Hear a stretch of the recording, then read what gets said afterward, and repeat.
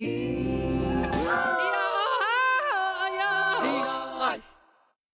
U.S. is Taiwan's largest provider of military aid and equipment. With currently more than $19 billion worth of weapons delayed, we traveled to the U.S. to find out where are Taiwan's missing weapons.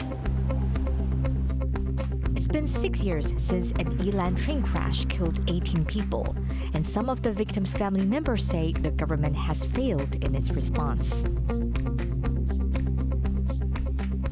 As Taipei Pride approaches, we look at the difficulties facing Taiwan's trans community. Plus, fashion enthusiasts are taking over Taipei's downtown core. We take a look at the latest looks at Taipei Fashion Week.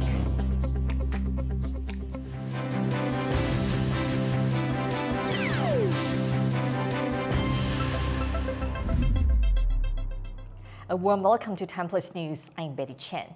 We begin with the latest on a brewing diplomatic spat between Taiwan and South Africa.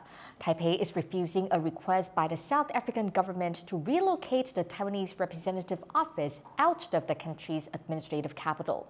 Reese airs is live in Taipei with more on this rare sour of relations. Reese, it seems the foreign ministry here is digging in its heels on this issue.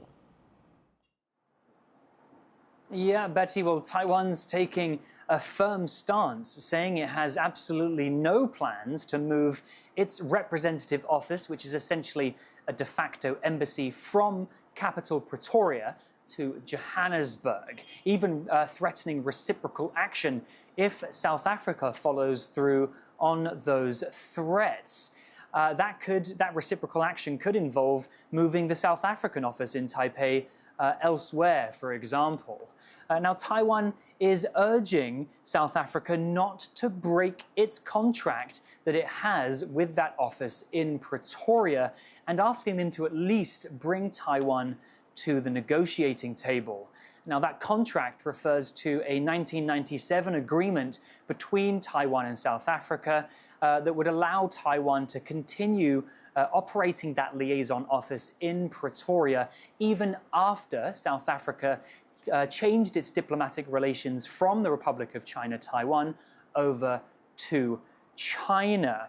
Now, South Africa is saying that there's absolutely no room for negotiation on this, that they need to move out of Pretoria by the end of October, and that if they don't, they will just close that office down. Now, what's behind all of this? Well, Taiwan's foreign minister is pointing fingers at China. He's saying that it's all part of China's ongoing campaign to isolate Taiwan, not just in Africa, but in the international community, and not only to isolate Taiwan from its few remaining diplomatic allies, but also to put pressure on countries like South Africa that have already split from Taiwan to further distance them from Taipei. Thank you, Reese, for the updates. That was Reese Airs live in Taipei. We're just 2 weeks out from the U.S. presidential election, and the results of the vote won't just affect the U.S., but also Taiwan. Washington sells almost all of Taiwan's weapons and military equipment. It's part of a decades-old legal commitment by the U.S. But since 2019, roughly $20 billion worth of systems have not been delivered. In part one of our special series, Defending Taiwan, Hameo Khan traveled to the U.S. to find out where Taiwan's missing weapons are.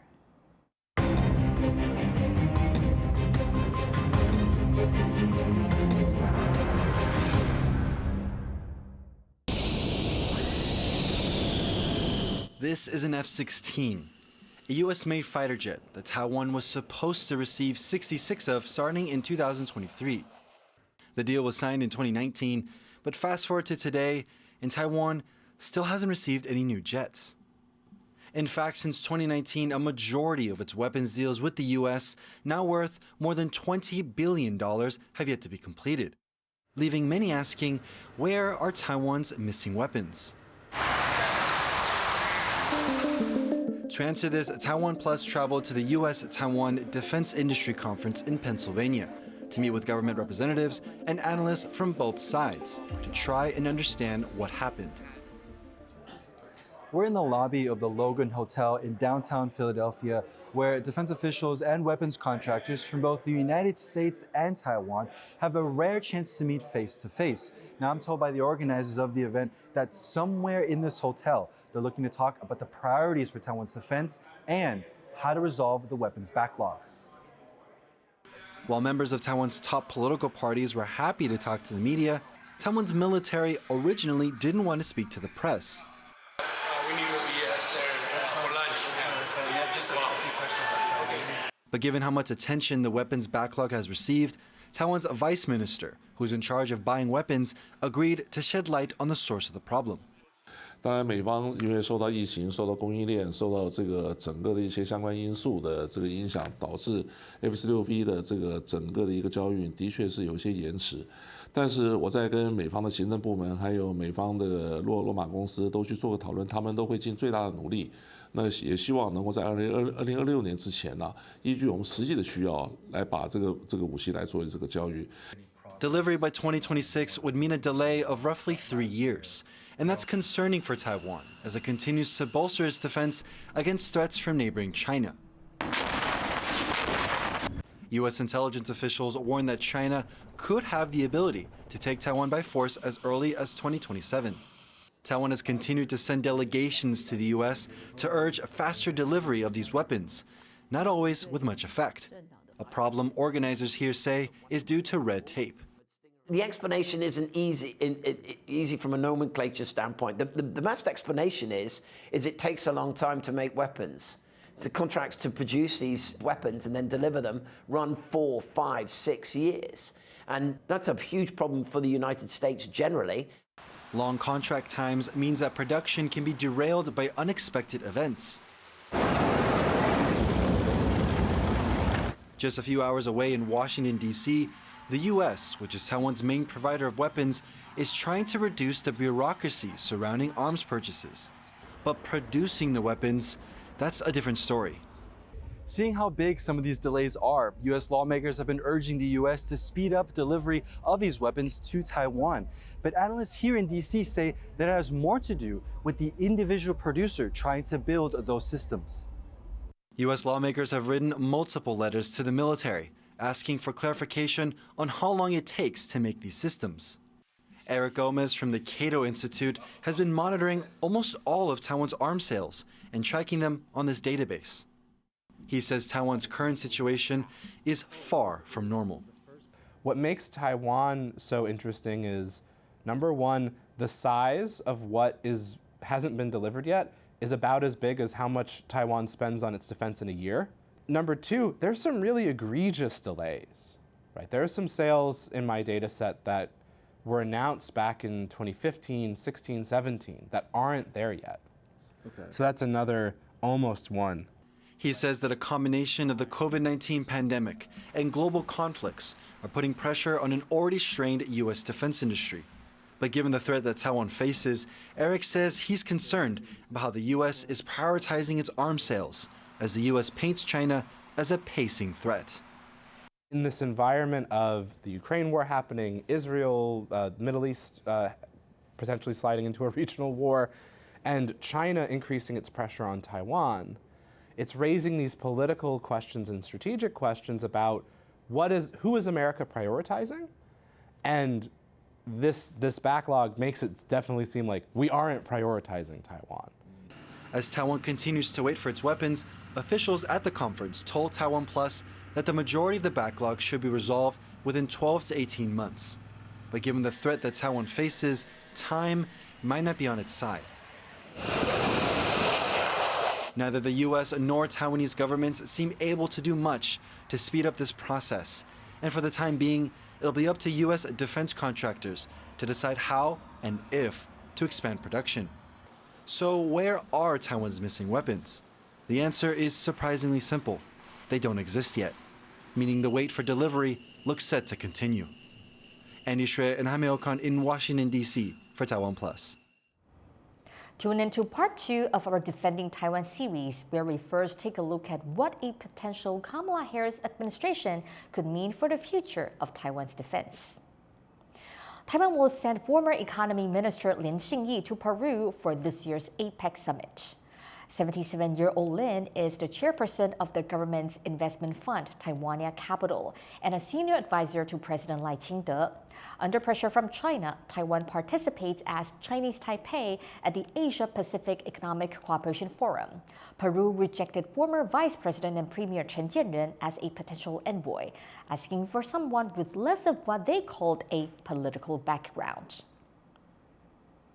A number of Taiwan's smaller political parties and civic groups have rallied in front of the legislature over a proposal led by the opposition Kuomintang that they fear could change the way Taiwan's top court works. Tiffany Wong was there. Civil society groups and political parties gathered in front of the Legislative Yuan today to call out new proposals that might change Taiwan's judiciary system. The proposed legislation calls for a 2/3 majority of the total 15 justices to make any judicial rulings instead of the current rule of a simple majority. But opponents say that this could obstruct the top court, as 7 of the justices are set to leave at the end of this month, and they're worried that it could stop the judiciary from doing its role in the democratic process during this time. 那如果未来一方面不审查人事同意权，一方面又提高门槛，并且把实质的现有总额变成是法定总额的情况之下，这等于是未来的所有的宪法法庭的释宪其实都没有办法进行，这完全是颠覆了民主国家、民主法治的基础。Supporters say that the legislation could actually make the judicial process more democratic by requiring more of the justices' voices to be heard in these rulings. But people here say that they want to see away with these partisan politics that are now affecting the way Taiwan's democratic systems are working. Justin Wu and Tiffany Wong in Taipei for TaiwanPlus. 6 years ago, Taiwan saw one of its biggest transportation disasters when a train derailed, leaving 18 people dead. As Chris Goring reports, some victims' families are dissatisfied with the government's response. It's been 6 years since a train traveling at more than 130 kilometers per hour derailed in Yilan County in eastern Taiwan, killing 18 people and injuring more than 200. It was one of the worst rail disasters in the country's history. On the anniversary of the crash, some family members of those killed and injured gathered to mark the date and raise concerns about the rail authority previously known as the TRA. We think Taiwan government lied to everyone, and we need the TRA to say the truth to Taiwan people. Responsibility for the accident fell on the driver. He received a prison sentence of more than 4 years for his decision to turn off a speed control system known as automatic train protection. Earlier this month, he was also found liable to pay half the money owed by the state-owned Taiwan Railway to one of the injured passengers. But the group of victims' families says that the speed and timing of the accident in the official government report doesn't match with the video of the crash, something for which they want an explanation. The crash is just one of several train accidents in Taiwan's east coast in recent years, some of them deadly. In 2021, a truck that fell onto the tracks derailed a train that killed at least 49 people. And earlier this year, landslides caused a partial train derailment in which at least 9 people were injured. The government says it has made efforts to improve train safety in light of recent disasters, such as strengthening monitoring and automated safety systems. And this year, the rail authority changed from a government agency to a state-owned company, which is aimed at improving management and services. 我们台铁必须把这个教训当作我们安全改革的一个动力，包括交通部我们也会这个全力对于台铁安全改革。 Yet, despite these efforts, natural disasters such as earthquakes and typhoons have continued to cause track closures on the East Coast. The country now moves forward, hoping that these reforms will be enough to avert the next disaster. Joseph Wu and Chris Gorin for TaiwanPlus. Trans people in Taiwan who want to change their gender on official identification documents must undergo mandatory surgery to remove all reproductive organs. A handful of transgender people have had exceptions made for them, but only after lengthy legal battles. As part of our special coverage marking Pride 2024, Irene Lin reports on difficulties facing so many of those seeking gender recognition in Taiwan.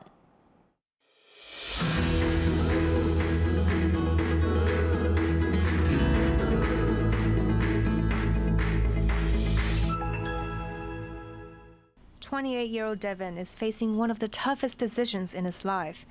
He's one among an estimated 100,000 transgender people in Taiwan, and one of many who still possess IDs that show their sex assigned at birth.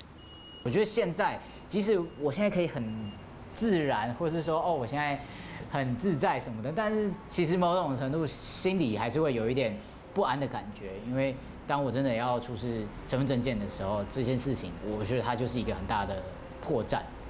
Taiwan requires transgender men to surgically remove their female reproductive organs to change their ID gender. In the past 4 years of hormonal therapy, Devin had never considered the mandatory surgery, until years of microaggressions in his personal and work life started to take a toll. 我其实希望被当男生，然后我不希望一直去提我是跨性别，或是我是因为有一些自以为贴心的人就会说，就是例如说我们要去搬东西，帮忙搬东西的时候，他就会说没关系啊，我来搬就好了。我知道你可能没有那么，就毕竟你还是女生的身体嘛。He says if he keeps avoiding surgery and getting his ID changed, these things will haunt him for as long as he can take it. But the costs of surgery are a bitter pill to swallow. 比起我需要付出的成本来说，我没有那么想要去做这件事情，对吧？我要花钱，然后我工作需要中断，因为我要手术，我要休养。Devin is not alone in his struggle. Gender-reaffirming surgeries are excluded from Taiwan's national health insurance coverage. The mandatory removal surgery alone may be well over $6,000, and it's only the first step towards being freed from a body they don't totally identify with. 必须要把子宫、卵巢、输卵管都拿掉，这是基本。那有些人他也不喜欢阴道，所以阴道也同时会一起做。其实他们来开这个刀，这些钱都是一点一滴的存下来，除非说你家里经济很好，爸妈都可以负担，不然要靠自己是非常的辛苦啦。After the removal, some will proceed onto penis construction, which could raise the total cost to over $30,000. It's optional for those who just want to get a new ID, including Devin himself. But for some, the high-stakes procedure is still last resort to live the life they want. 第一个就是希望达成他可以站着上厕所，站着小便这件事。那其实这也是一种男性的一种在就是社会上的行为的象征。我们也希望可以达到，就是可以让他做到有性交的能力。My gender is my choice. Since 2019, there have been legal efforts to challenge the surgery requirement. Devin says he would love that for himself and those who also cannot afford the procedures. But the community has some concerns.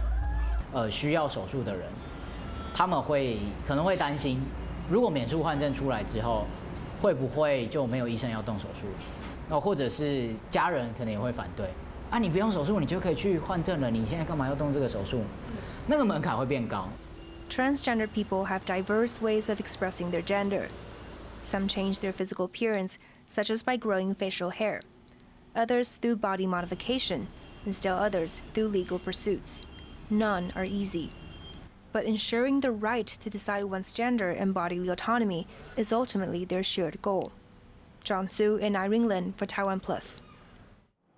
Cubans are without power for the fourth day in a row as Hurricane Oscar hits the country. Cuba's power grid collapsed multiple times in the last few days. While the government has been able to partially restore power, they say the incoming hurricane will hamper their efforts. Rolling blackouts have worsened on a Caribbean island in recent months. Residents took to the streets in rare protests, chanting, "We want electricity." Toxic foam now covers the surface of one of India's major rivers, the Yamuna, with environmental experts saying this means the river is dead. The water quality is not even fit for animal bathing, it's only fit for industrial cooling. If you look at the froth, and there's also fumes, there's methane coming out of the river at various occasions. A completely dead river with no aquatic life, the coliform levels are actually high, there's hardly any dissolved oxygen in the river. All the parameters of a safe surface water, of a safe river, that goes for a toss when it comes through River Yamuna. The Yamuna is the main tributary to India's holy Ganges River. India's government has devoted billions of dollars to clean up the Ganges, which provides water to hundreds of millions of people. But critics say that political infighting has hampered those efforts. In November, thousands of people will bathe in the river for the Hindu festival of Chhath. Experts say entering the toxic water will pose serious health risks. Indonesia's new president, Prabowo Subianto, has started his new term with a diplomatic blitz. The former general wants a bigger role for his country on the world stage while trying to keep it out of the U.S.-China rivalry. John Venturez reports. From Singapore and South Korea, from China, Australia, and the UK, diplomats have descended on Jakarta to congratulate and get straight to business with Indonesia's new president on day one of his term. Since his landslide election in February, there have been questions about what an Indonesia under ex-General Prabowo Subianto will look like. Though he's pitched himself towards young people as a grandfatherly figure, he's never escaped accusations of human rights abuses while in the military. These include ordering the abduction of democracy activists in the late 1990s, the final years under former President Suharto, a strongman widely regarded as a dictator. The accusations were bad enough to get him discharged from service and denied U.S. and Australian visas. Analysts say at least part of the population is still unsure about him, despite his popularity and public support for democracy. Karena orang kan banyak ragu sama Prabowo, karena kan dibesarkan oleh Pak Harto, dikenal sebagai orang yang mungkin punya masalah secara hak asasi manusia, tidak terlalu mendukung demokrasi dan sebagainya. Itu yang mungkin akan jadi pertanyaan. Selama ini Pak Prabowo sih bantah, tidak langsung. Misalnya ketika ditanya oleh, kalau nggak salah satu wartawan asing, Anda dianggap tidak anti demokrasi gitu. Terus Prabowo bilang, saya kan terpilih secara demokratis. Indonesia itu sudah demokrasi sejak kapan gitu. Jadi tapi kita nggak tahu ke depan. Itu saya kira isu-isunya. But the international community is also looking to see what Prabowo will bring to the country. The diplomatic blitz that's come right after his inauguration Sunday is in line with his vision of an Indonesia with a bigger global presence, the world's fourth most populous nation come into its own. But in his inaugural address, he also repeated a pledge to keep Indonesia non-aligned. Indonesia memilih jalan bebas aktif, non-blok, non-aligned. Kita tidak mau ikut fakta militer manapun. Kita memilih jalan bersahabat dengan semua negara. It's what he calls a good neighbor policy, seeking investment from both the Western camp on one hand and China and Russia on the other. But some analysts see challenges ahead as close economic ties with China and growing security ties with the US and Australia create tension. On the streets of Jakarta, ordinary Indonesians, especially young people, are also thinking about what lies ahead for their country.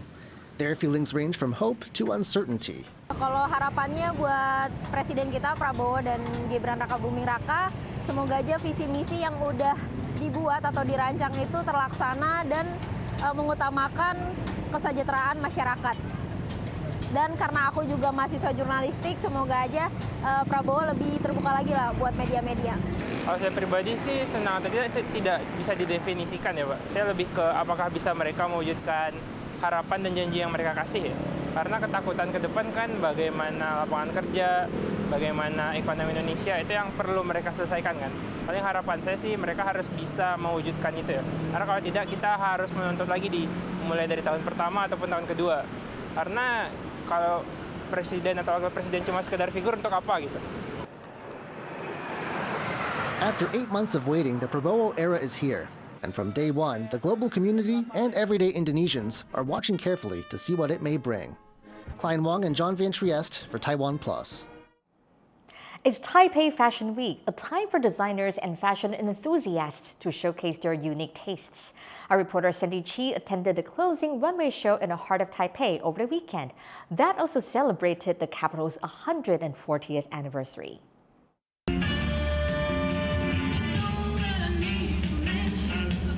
Taipei Fashion Week has turned a bustling shopping district in the capital into a runway. It's not just showcasing the latest designs from local brands, but also celebrating Taipei's 140th anniversary and making fashion more accessible to the public. 我们一直有一个目标，是希望更多人关注时尚。就是说，除了本来就可能对时尚有爱好的人以外，我们希望更多人觉得时尚跟他的生活是相关的。Organizers want the public to feel connected to the show, so the night's theme is Dress Code Taipei, which means to dress like the city. But what does it mean to dress like Taipei?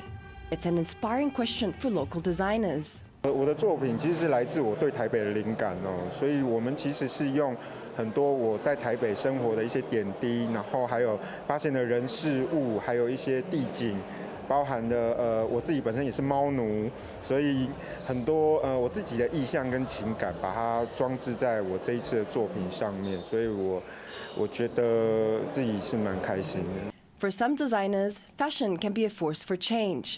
台北是相对其他都市是很多元的，很多可能性。希望能够透过这次的设计，像我自己本身穿的衣服，然后就像我的手机壳，我希望台北能够对动物更友善，然后我觉得会更吸引人。Despite the rain, fashion enthusiasts still showed up, bringing their own perspectives on what it means to dress Taipei. 我觉得台北这个城市就是很多人都很喜欢的城市，然后下雨也是下得很好，所以这个流苏我觉得跟这种毛毛雨也蛮搭配的。然后我觉得这种夜台北啊，就是有一种不会被人家定义的美，所以呢，我觉得大家穿的都会很可以定义什么是台北。我觉得Dress Code 台北这种感觉就是好，我生活在台北，那我是什么样子的样就呈现出来给大家看这样子。As the rain-soaked runway show comes to an end, it's clear that Taipei is more than just the city. It's the rich, diverse lifestyles and cultures of its citizens. Patrick Chen and Sandy Chi for TaiwanPlus. Thank you for watching TaiwanPlus News. Before we go, come with us to Mexico for its annual Alebrije Parade. I'm Betty Chen. Take care and see you next time.